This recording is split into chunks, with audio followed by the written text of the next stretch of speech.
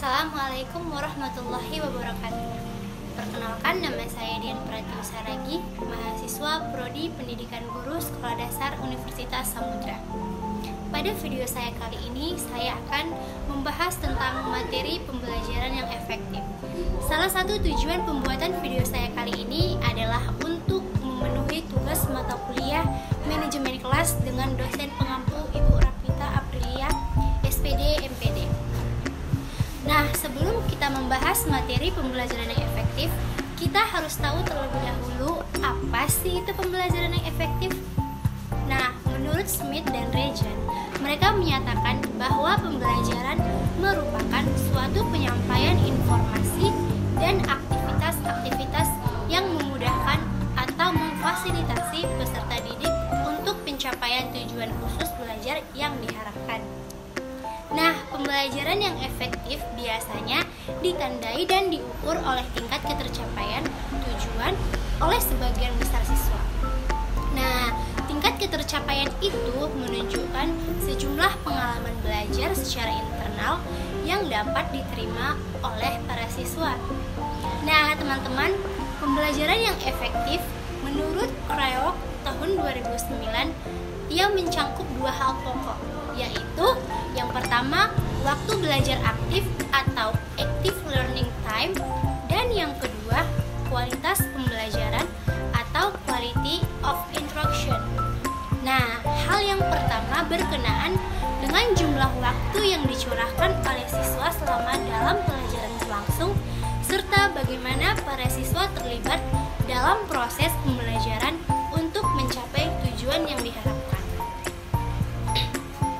Hal yang kedua berkaitan dengan kualitas aktual belajar itu sendiri, yang dimana artinya bagaimana suatu proses atau interaksi pembelajaran dapat berlangsung antara guru dengan siswa, siswa dengan siswa, dan siswa dengan sumber belajarnya.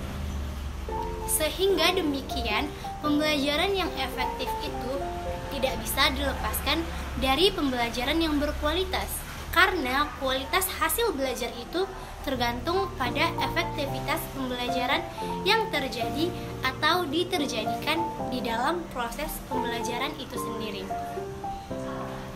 Nah, teman-teman sekalian, ada loh beberapa tahap-tahap proses pembelajaran, yaitu yang pertama, menarik perhatian atau gaining attention. Yang kedua itu adalah menyampaikan tujuan khusus pembelajaran atau information instructional objective. Yang ketiga adalah membangkitkan hal-hal yang telah dimiliki oleh peserta didik atau pembelajar atau pembelajar atau stimulation recall of pre-question learning. Dan yang keempat, menyajikan bahan atau materi pembelajaran atau presenting stimulus material. Yang kelima, memberikan latihan terbimbing. Dan yang keenam, menampilkan unjuk kerja. Yang ketujuh itu adalah memberikan balikan atau providing feedback. Yang ke-8, menilai untuk kerja atau assessing performance. Dan yang terakhir itu adalah retensi dan transfer atau encanning, retention and transfer.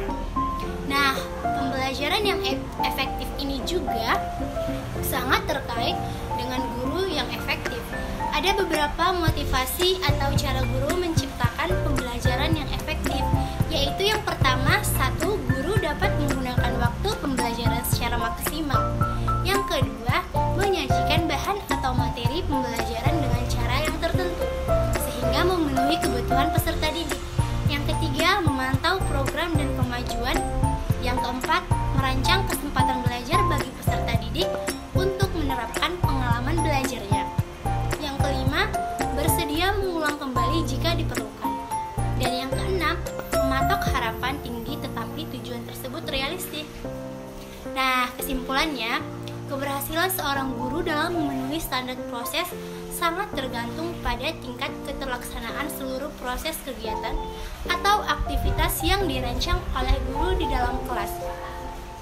Nah, indikator keberhasilan dan keefektifan pembelajaran juga ditentukan dan bahkan dipengaruhi oleh variabel-variabel lain, konteks, proses, ekstra, dan sistem pendukung yang ada. Pembelajaran berpusat pada peserta didik dan hasil belajar secara terintegrasi mencangkup pengetahuan, keterampilan, dan sikap. Baiklah, terima kasih atas materi yang saya sampaikan. Assalamualaikum warahmatullahi wabarakatuh.